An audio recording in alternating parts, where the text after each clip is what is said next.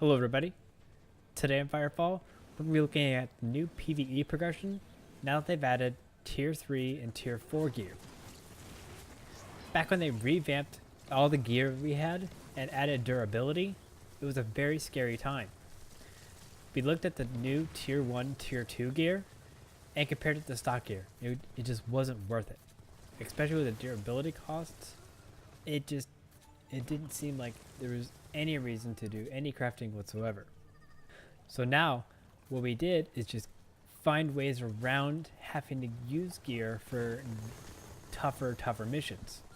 We'd have better strategies, better groups, and more groups all the time. It would be constantly people looking for 5-man teams that could do heavy squads and tough Ares missions with stock gear equipped. Before the revamp, we had Assault with 66 health regen per second, Mammoth with 120. It was ridiculous. Like, we couldn't die. But now that we have loot drops and Tier 3, Tier 4 gear, a lot has changed. Let's start with what you do as a new player, just with stock gear and nothing else. Starting out in the world, what do? Well, just like every MMO, you explore. What you need to do is look at your class. What is your class good at? Are you an engineer and good at thumping? Getting with groups and learning how to thump better. You can thump faster with groups, or you can actually thump by yourself just to grind it out while you're waiting to find a group, or if you just don't like being with people at all. And then if you're not a thumping kind of person, you can go to Ares missions. If you're a biotech or an assault, you'll probably need to look for a group. If you're a recon or a dreadnought, you don't have to look for a group, but it's advised. I mean, it's always faster EXP with a group, but you're not necessarily hindered to that if you're a recon or a dreadnought like you are if you're a biotech or an assault. It's just really tough for those classes to take on hordes of mobs. But once you get that, you'll start gaining resources, you'll start getting XP, and you'll start unlocking your constraints. That's going to be very important. Once you get to your first green constraint, you can start unlocking Tier 2 gear. By that point, you should have been in enough Ares missions, fighting enough Chosen or taking raiders. You'll start getting these loot drops. Now, from those, and I think some creatures drop some stuff too, you'll get Chosen gear, Recovered gear, or an Accord Elite gear. Recovered gear is just kind of slightly okay gear, but the good stuff is the Chosen gear or the Accord Elite gear. Now, they're exact opposites of each other, so different classes prefer others. Prefer either Chosen or Accord Elite. Chosen is more powerful. It makes all of your abilities more powerful and your weapons are more powerful, but on the downside, it's going to be higher cooldown and lower fire rate on your weapons. So if your class needs more powerful weapons, like the Assault, Advanced Recon frames, things like that don't really need a fire rate improvement, but need more power in each shot, you might want to go for Chosen gear. Or if you need better healing abilities, stronger healing abilities, stronger buff abilities, like power field, stuff like that, you want to go for Chosen gear. But if you're on the other side, where tracking weapons, where you want faster fire rates or lower cooldowns, you're going to go for the Accord Elite gear, which gives you just that. While it kind of has lower damage, it's going to have faster fire rates, lower cooldowns. It's going to be more useful to a lot of the spray and pray weapons. So that's going to be your first target, is getting those Tier 1, Tier 2 Chosen Accord Elite gears and stocking up your frame with that. Once you get Tier 2 gear and you're all fitted out and you got some backups ready, you can start going into the melding pockets. Now, the melding pockets really aren't that useful right now, but once you get once you get those completed and get to Blackwater, that's where it gets really interesting. Blackwater is a great farming instance. It's the first one, really, obviously, but it's so rewarding right now. One, you get Crystite. One of the fastest ways to get Crystites once you're really farmed up, once you're really well equipped. It gives you 70,000 experience for finishing it. You get a ton of resources, but you're also continuously fighting Chosen. So what are you going to get? Tons of Chosen drops. A lot of tier 3, tier 4 gears dropped in Blackwater Anomaly. That's where you're going to farm your highest gear. Like just a few runs and you'll have weapons, armor, backups. It's going to be great. And right now, you're going to want to be doing that a lot. Because one, you need Crystite for a lot of things. Two, you need backups for Chosen gear. Whatever's going to come in the next couple of patches, hopefully it's going to be challenging, and hopefully it's going to be necessary for you to have really good gear. Now the other way you can get gear is by crafting it. That's a whole other monster. When you decide to craft gear, I really want you to think about if you want to be a crafter or not, because now it takes a lot just to get into crafting. Because of the fact you have to research all of your blueprints or nanoprints, whatever, for crafting, then you have to get all these new expensive resources just to make a weapon. You have to actually learn to be a crafter if you want to craft as a new player, because getting into it is expensive. It's kind of like going to school.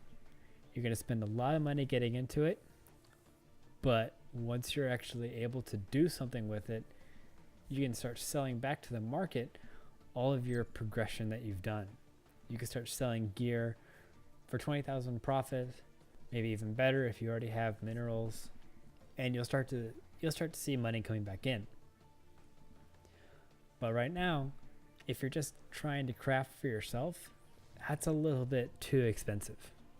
Once we get armies set up and everything really working like that, you're going to have your designated crafters, your designated resource farmers, and your designated PvP or PvE, open world PvP armies. That's where things are going to change. Your crafters are going to get your gear, you're going to give them the resources that you farmed, and everything's going to work together. But right now, everything's working against you because the market's screwed up. There's no real good way to get Crystite right now, so it's hard to get started, and it just might not be worth it. So for now, if you don't want to craft, look at Chosen gear. It works really well, and if you farm Blackwater enough, you can actually buy some really good crafted gear on the market. Look for those good deals and know that they're going to last you a long time. Once you get that tier 3, tier 4 gear, you're not going to die. You're not going to have that fear of durability anymore, which is really nice. I mean, tier 3, tier 4 gear is insane. And I kind of wonder if they really meant it to be this powerful. Like we never thought when we saw the new tier 2, tier 1 gear that it would be this crazy at tier 4. Right now, most battle frames with tier 4 gear can solo Blackwater. And that's crazy, especially for people who have just started Blackwater. That sounds really strange. But the power really scales up really quick between tier 2 and tier 4 gear.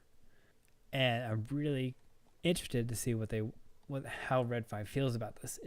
Was this intended? Do they have content planned for this kind of power? And what type of content is that going to be? Because right now they made a push to scale back the numbers of NPCs that are coming out for these events. They scaled down the number of enemies at Thumpers. They've scaled down some Ares missions. They're trying to get rid of the numbers to help with their network structure. But their answer is to make them tougher. So now they have levels of monsters, basically. They have purple and orange, basically more health, more damage. That's one way to scale up the content. The other way is by introducing new AI. And that's one of the things you'll see in Blackwater. And that I'm really hoping that's going to be their answer to the new difficulty that they're going to be facing with this tier 3, tier 4 gear. If you've done Blackwater, you know about the elite Siegebreakers and elite Juggernauts. Those guys are insane. The new AI, the new abilities, the new guns, and just the sheer terror they bring when you're in tier 2, tier 3 gear sometimes. If they can make more crazy abilities, more scary weapons that bring different mechanics into fighting the Chosen, it's just going to be a battle of equipment, and that they keep scaling but keeps the skill involved. Your equipment's going to get better, their equipment's going to get better, your abilities are going to be insane, their abilities are going to be insane. It's all going to come down to skill in the end. But as most challenging games are, that skill is going to be very, very crucial by the end. Once you get to tier 5, tier 6 gear, you're going to be fighting Chosen that have interesting mechanics. There's not going to be a bigger number of them, but they're going to have abilities that will cripple you, that will just destroy you no matter what gear you're wearing. And so while you did have to craft your gear and get your character that high just to be able to get to that point, it's only going to keep you alive if you're skilled enough to avoid the new mechanics and kill the mobs fast enough. So I'm hoping that's the direction Red 5 is taking with the difficulty that's included with tier 3, tier 4 gear and beyond that. And I'm really looking forward to how the community answers these new challenges. On a last note, there's one thing I'm very nervous about. After seeing tier 4 gear, I'm a little worried about open world PvP. So let's just say 6-8 months from now, your armies got your harvester thumping, doing an army thump for purple materials in the melding, wherever that may be, getting in tons of resources so your crafters can get you guys new stuff, and from out of nowhere you're flooded with this.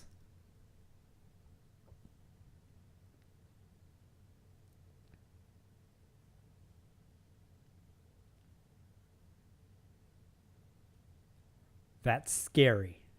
This is one of the things I'm wondering if Red 5 knows how powerful tier 4 gear is.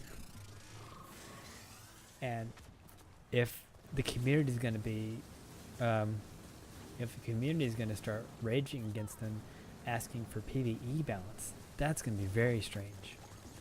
Because that's kind of the point of open world PvP. It's just going to be unfair because of gear.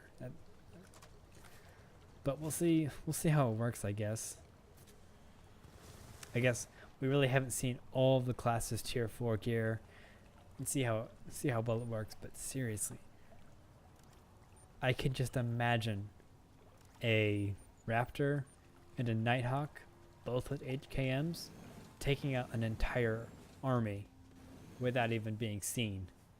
Raptor sets up power field, they both activate their HKMs, all of a sudden that army's gone. And they were way off in the distance on a cliff. We'll see how it goes. Well, that's about it for this video. Thank you guys for watching. If you liked the video, feel free to click the like, subscribe buttons below for future content on Firefall. Thank you guys again for watching, and I'll see you next time.